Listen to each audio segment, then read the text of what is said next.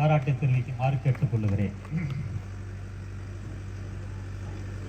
அடுத்ததாக இங்கே விடாமுயற்சி விஸ்வரூப வெற்றி என்கிற தலைப்பிலே அவர்கள்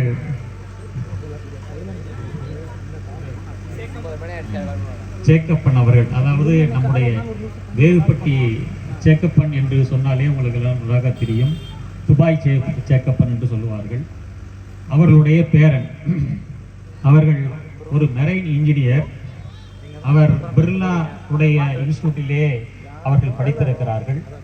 இன்று சிங்கப்பூரிலே அழகாக அவர்கள் பணி செய்து கொண்டிருக்கிறார்கள். ஒரு இன்ஜினியர் பொறியாளர் அழகாக தமிழிலே ஒரு 10 நிமிடம் விடாமுயற்சி என்கிற தலைப்பிலே பேச இருக்கிறார்கள். விடாமுயற்சியை பற்றி ஒரு கவிஞன் அழகாக சொல்லுவார். அதாவது ஒரு கோழி குஞ்சு முட்டையை விட்டு வெளியே வருவது, ஒரு பூ பிரசவ வலிக்கு பிறகு பூப்பது, ஒரு கொடி தான் படர்வதற்கான கொழு கொம்பினை தொடர்ந்து போராடி தேடுவது, இவைகளெல்லாம் முயற்சிதான். வெற்றியும் சாதனையும் முயற்சியின் ரத்தம் எடுத்து போடப்பட்ட கையொப்பம் தான் என்பதை நாம் மறந்துவிடக்கூடாது. முயற்சி என்பது மகுடம் அல்ல. முயற்சி என்பது நாம் அணிந்திருக்கிற ஆடை. தெய்வத்தான் ஆகாதெனினும் முயற்சி தான் மெய்வருத்த கூலி தரும் என்று சொல்லுவார்கள். அதை போல நமது சேக்கப்பன் அவர்கள் பள்ளி பருவத்திலே தமிழ் பேச்சு போட்டியிலே முதல் பரிசினை பெற்று ஜப்பான் வரை சென்றவர். அவருக்கு நீங்கள் மிகப்பெரிய ஒரு கருவழியை நீங்கள் கொடுக்கலாம். அதை போல தமிழிலே அதிகமாக பற்று கொண்டிருக்கிறவர். இன்று நம்மிடையே 10 நிமிடங்கள் விடாமுயற்சி என்கிற தலைப்பிலே அழகாக பேச வருகிறார்கள். அவர்களுக்கு மீண்டும் ஒரு முறை நம்முடைய வாழ்த்துக்களை தெரிவிக்குமாறு கேட்டுக்கொள்கிறேன்.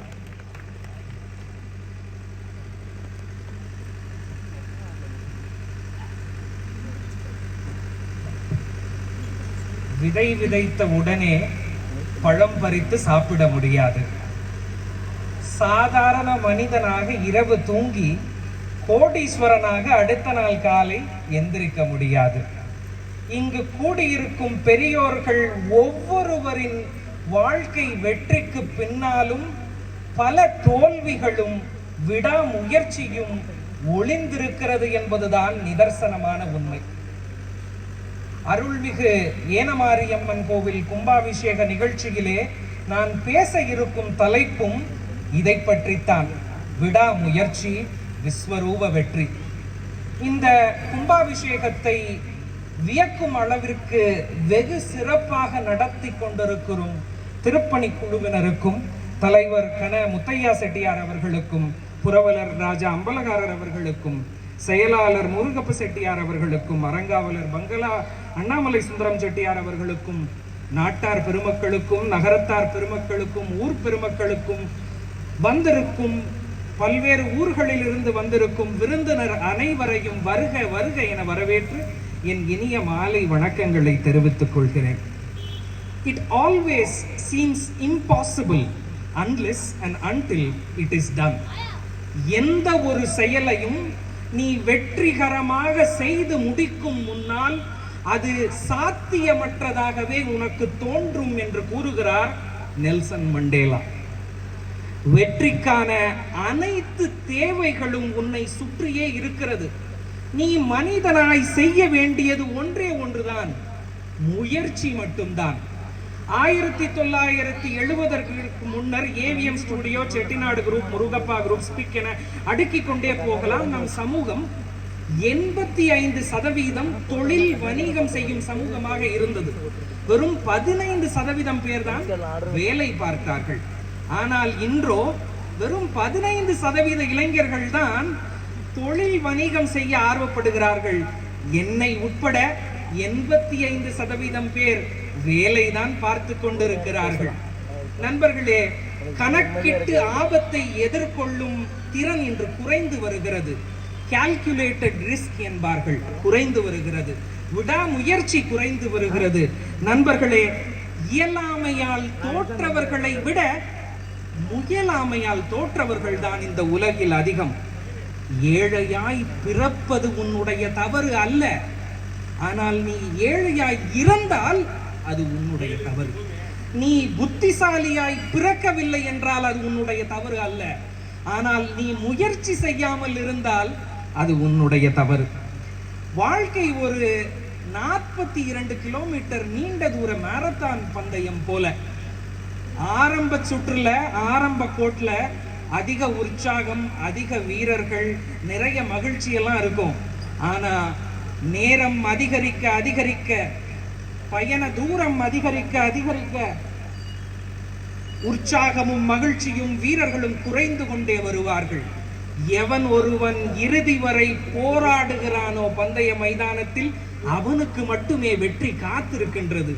பந்தய மைதானத்தில் ஒருவன் மிக குறுகிய காலத்தில் ஓடுகின்றான் என்றால் அவன் நிச்சயமாக பயிற்சி மைதானத்திலே மிகவும் அதிக நேரத்தை செலவிட்டிருக்கிறான் என்றுதான் அர்த்தம். 1992 பார்சிலோனாவிலே ஒலிம்பிக் போட்டிகள் நடைபெறுகின்றன. 400 மீட்டர் ஓட்டப்பந்தயம் அரையிறுதி சுற்று. டெரக் ரெட்மண்ட்ங்கிற ஒரு ஆங்கிலேய வீரர் கலந்து கொண்டிருக்கிறார். அவரு அதுக்கு முன்னாடி உள்ள ஒலிம்பிக்ஸ்லயும் காயம் காரணமா ஓட முடியல. எனவே 4+4 8 வருட உழைப்பிற்கு பிறகு பந்தயத்தில் களமிறங்குகிறார். அமர்க்களமான ஆரம்பம். முதல் 200 மீட்டர் சுலபமா கடந்துடுறாரு. கண்டிப்பா இவர் தேர்ச்சி பெற்றுவார்னு எல்லாம் நினைக்கிறாங்க. ஆனா திடீர்னு டக்னு ஒரு சத்தம். அவருடைய வலது காலிலே தசை முறிவு, ஹாம்ஸ்ட்ரிங் இன்ஜுரி என்று கூறுவார்கள். வலியில் துடித்துக் கொண்டே கீழே விழுகிறார் டெரக் ரெட்மண்ட். மற்ற வீரர்கள் ஓடி பந்தயத்தை வெற்றி பெற்று வருகிறார்கள். மருத்துவர்கள் டெரக் ரெட்மண்டை நோக்கி ஓடி வருகிறார்கள். பந்தயம் முடிந்து விட்டதுன்னா எல்லாம் நினைச்சிட்டாங்க. ஆனா டெரக் ரெட்மண்ட் மருத்துவர்களை தள்ளிட்டு ஒற்றை காலிலே எழுந்து நிற்கிறார், வலியுடன் கண்ணீருடன். மீதமுள்ள 200 மீட்டர் பந்தய தூரத்தையும் நொண்டிக் கொண்டே கடக்கிறார்.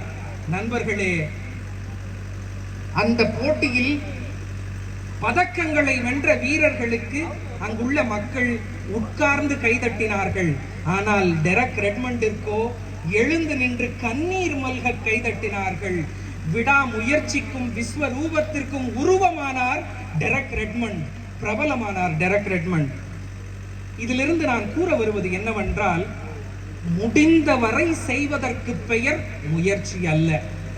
எடுத்த விஷயத்தை வெற்றிகரமாக முடிக்கும் வரை செய்வதற்கு பெயர்தான் முயற்சி.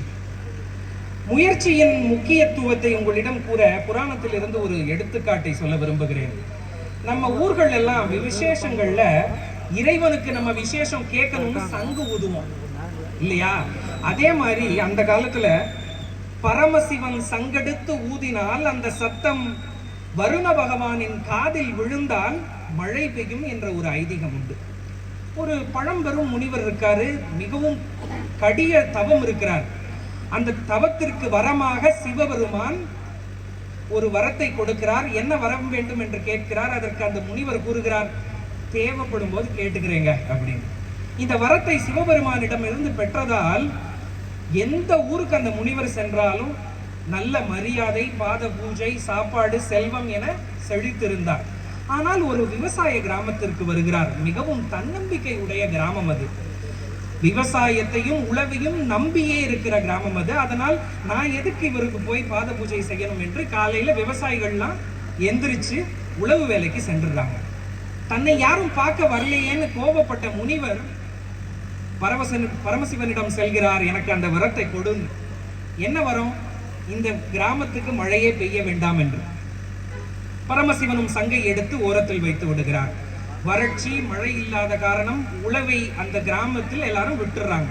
ஆனா ஒரு விவசாயி மட்டும் உழுது கொண்டே இருக்கார். இதை பார்த்த நாரதர் கீழே இறங்கி வருகிறார். அந்த உழவனிடம் கேட்கிறார், ஏன் இதெல்லாம் பண்ற? வறட்சி, மழை இல்லை, ஏன் தேவையில்லாம உழவு வேலையெல்லாம்? அதற்கு அந்த விவசாயி கூறுகிறார், எனக்கு தெரிஞ்ச ஒரே தொழில் உழுகிறது தான். இப்ப நான் உழவு வேலை செய்யலைன்னா அதை மறந்துடுவேன். அதனால் நான் உழவு வேலையை செய்து கொண்டே இருக்கிறேன், மழை தானாக வரும் என்று. நாரதர் உடனே பரமசிவன்கிட்ட போறாரு. போய், என்ன மழையை நிப்பாட்டிட்டீங்களாமே? பரமசிவன் உடனே சொல்றாரு, ஆமா, அது அந்த முனிவரோட வரம். உடனே அந்த நாரதர் கூறுகிறார், அங்கு பாருங்கள், ஒரு விவசாயி மட்டும் இன்னும் உழுது கொண்டே இருக்கிறான். பரமசிவன் கேட்கிறார், அவன் என்னையா முட்டாளா, வறட்சியிலையும் உழுது கொண்டே இருக்கான்னு. அதுக்கு பரமசிவன் விவசாயி சொன்ன பதில சொல்றாரு, அவனுக்கு உழவு மட்டும்தான் தெரியுமா, விட்டுட்டா உழவு மறந்துருவானா, அதனால நான் உழுது கொண்டே இருக்கிறேன், மழை தானாக வரும்னு கூறுறான் அப்படிங்கிறார். சொல்லிட்டு நாரதர் போயிட்டாரு. இத பத்தி யோசிச்சுட்டே இருந்த பரமசிவன், ஆஹா, நம்மளோட வேலை சங்கு ஊதுறது, இப்படி ஊதாமையே வச்சிருக்கமே, சங்கு ஊதுறது நமக்கு மறந்துருச்சுன்னா, இது இந்த சங்கு ஊதாம போயிருச்சுன்னா என்ன பண்றது என்று யோசிக்கிறார். உடனே சங்கை எடுத்து ஊதுகிறார். சத்தம் வருண பகவானின் காதில் விழுகிறது, மழை பொழிகிறது. கடவுளே என்று கூவி அழைப்பதால் நடக்காத காரியம் கூட ஒருவர் முயற்சியுடன் உழைக்கும் போது அந்த உழைப்புக்கு ஏற்ற வெற்றியை தரும். இதை நான் சொல்லலைங்க, சத்தியமா நான் சொல்லல. என் ஐயன் திருவள்ளுவன் கூறுகிறான், தெய்வத்தான் ஆகாதெனினும் முயற்சி தன் மெய்வருத்த கூலி தரும் என்று. நேரமின்மை காரணமாக ஓரிரு விஷயங்களை சொல்லி முடிக்க ஆசைப்படுகிறேன். கடந்த மாதம் சிங்கப்பூர் அரசால் சீஃப் இன்ஜினியர், கடல்சார் தலைமை பொறியாளர் என்ற பட்டம் எனக்கு அங்கீகாரம் கொடுத்தாங்க. நன்றி. இந்த பட்டத்தை 13 ஆண்டுகள் கடின உழைப்பிற்கு பிறகு 60 மாதம் கப்பல்ல வேலை செஞ்சு பல தேர்வுகளுக்கும் தேர்ச்சிகளுக்கும் பிறகு பெற்றேன். அதுவும் மிகவும் இளைய வயதில். பல பேர் பாராட்டினார்கள். சிங்கப்பூர் கடல் துறையின் இயக்குனர் உட்பட, டைரக்டர் உட்பட ரொம்ப பேர் பாராட்டினாங்க. இங்க இருக்க நிறைய பேரும் பாராட்டினார்கள். அவர்கள்கிட்ட எல்லாம் சொல்லாத ஒரு விஷயத்தை நான் உங்ககிட்ட எல்லாம் சொல்றேன். என்னன்னு தெரியுமா? இதோ இருக்கு அந்த புத்தகம், சீஃப் இன்ஜினியர் உரிமம். இதை நான் முதல் நேர்காணலில், முதல் இன்டர்வியூவில் பெறவில்லை. கடந்த 3 ஆண்டுகளில் 3 முறை தோல்வி பெற்று 3 அட்டெம்ப்டுகளில் ஃபெயில் ஆகி 4வது அட்டெம்ப்டில் தான் இதை தேர்ச்சி பெற முடிந்தது என்னால். நீங்கெல்லாம் உடனே கேட்பீங்க, என்னப்பா முதல் 3 முறை படிக்கவே இல்லையான்னு. முதல் 3 முறையும் என் எதிரே வைக்கப்பட்ட மிகப்பெரிய குற்றச்சாட்டு என்னவென்றது தெரியுமா? இந்த பையன் சின்ன பையனா இருக்கானே, 27 வயசுல சீஃப் இன்ஜினியர் லைசன்ஸா? இல்ல, அனுபவமின்மைதான் காரணமாக கூறினார்கள். 3 முறை தோல்வி ஆயிருச்சு. அன்று நினைத்து கொண்டேன், ஹாங்காங் சென்றேன். ஹாங்காங் பல்கலைக்கழகத்தில் முதல் மாணவனாக முதல் மதிப்பெண் எடுத்து 40 லட்சம் ரூபாய் மதிப்புள்ள முழு ஸ்காலர்ஷிப் பெற்று சிறந்த மாணவனாக மாஸ்டர்ஸ் பட்டத்தை பெற்றேன். அதோடு மட்டும் நிற்கவில்லை, மறுபடியும் சென்றேன் சிங்கப்பூருக்கு. கடல்துறை முன்னாலேயே மிகவும் சவாலான ஒரு மரீன் டிஜிட்டல் கடல்சார் மென்பொருள் தொழில் பதவியிலே 1 வருடம் வேலை பார்த்தேன். அதற்கு பின்னால் மறுபடியும் அட்டெம்ப்ட் கொடுக்க போனேன். 3 மணி நேர நேர்காணலுக்கு பின், வாதங்களுக்கு பின், கேள்விகளுக்கு பின் கிடைத்தது இந்த அங்கீகாரம்.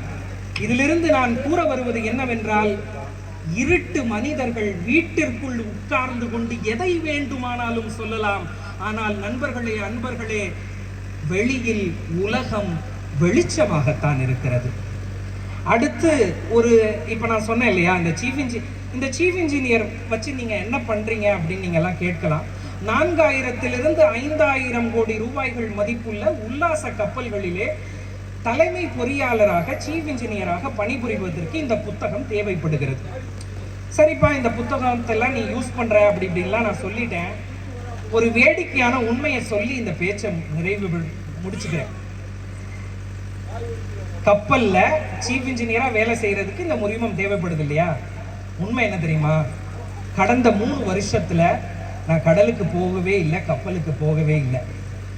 3 ஆண்டுகள் ஆகிவிட்டன நான் கப்பல் தொழிலையும் கடல் தொழிலையும் விட்டு கரைக்கு வந்து. இப்ப நீங்க எல்லாம் கேட்கலாம், வண்டியே ஓட்டலனா எதுக்கு உனக்கு டிரைவிங் லைசன்ஸ்? எதுக்கு தேவையில்லாம நேர விரயம், எதற்கு வீண் முயற்சி என்று நீங்கள் எல்லாம் கேட்கலாம். அதற்கு காரணம் என்ன தெரியுமா? இந்த சீஃப் இன்ஜினியர் லைசன்ஸ் ஒரு சிறுவனின் பல நாள் கனவு. பல ஆண்டுகளுக்கு முன்னர் என் தம்பி கைக்குழந்தையாக இருந்த பொழுது என் தாய்க்கு ஒரு கொடிய நோய் பாதித்தது. அதில் ஞாபகத்தையும் நினைவையும் இழந்தார்கள். மிகவும் சிரமப்பட்ட காலம் அது. என் தந்தை சென்னையிலே ஒரு பெட்டிக்கடை வைத்திருந்தார். அப்பொழுது 12ஆம் வகுப்பில் பெரிய மதிப்பெண் எல்லாம் வரல. சமூகம் என்ன சொல்லுச்சுன்னா, ஏதாவது ஒரு படிப்பை படிச்சுட்டு அப்பாவோட கடையை பார்த்துக்கன்னு சொன்னாங்க. ஆனால் எனக்கோ 15 லட்சம் ரூபாய் செலவு பண்ணி பம்பாயில மரீன் இன்ஜினியரிங் படிக்கணும்னு ஆசை. விடமாட்டார்கள் என்றுதான் நினைத்தேன். எந்த வங்கியும் கடன் கொடுக்கவில்லை. ஆனால் என் தந்தை என்னை கூப்பிட்டு கூறினார், நாங்க சமாளிச்சுக்கிறோம், நீ போய் படி என்று. அந்த 5 ஆண்டுகள் இரவு பகலாக என் தந்தையும் தாயும் தண்ணீர் பாக்கெட்டுகளையும் பால் பாக்கெட்டுகளையும் விற்று பணம் கட்டி என்னை படிக்க வைத்ததை உணர்ந்த பொழுது கண்ட கனவு அது. இந்த உலகம் போற்றும், ஊர் போற்றும் ஒரு மனிதனாக வர வேண்டும், அட்லீஸ்ட் ஒரு சீஃப் இன்ஜினியராவது ஆக வேண்டும் என்பது நான் அன்று கண்ட கனவு. அன்று வீண் முயற்சி என்று கூறிய அதே சமூகம் இன்று விடாமுயற்சி என பாராட்டுகிறது. அந்த அனுபவத்தில் இருந்து ஒன்றை கூறி முடிக்க ஆசைப்படுகிறேன் நண்பர்களே. மற்றவர்கள் என்ன சொல்கிறார்கள் என்பதை பொருட்படுத்தாமல் நம்ப முடியாத அளவிற்கு பெரிய கனவுகளை காணுங்கள். அந்த கனவு நனவாகும் வரை போராடுங்கள் விடாமுயற்சியுடன். தோல்விகளை ரசிக்க ருசிக்க கற்றுக்கொள்ளுங்கள். விஸ்வரூப வெற்றி உங்களை தானாய் தேடி வரும். வாய்ப்பளித்த அனைத்து நல்லுள்ளங்களுக்கும் மனமார்ந்த நன்றி கூறுவது சீஃப் இன்ஜினியர் சேகப்பா. நன்றி.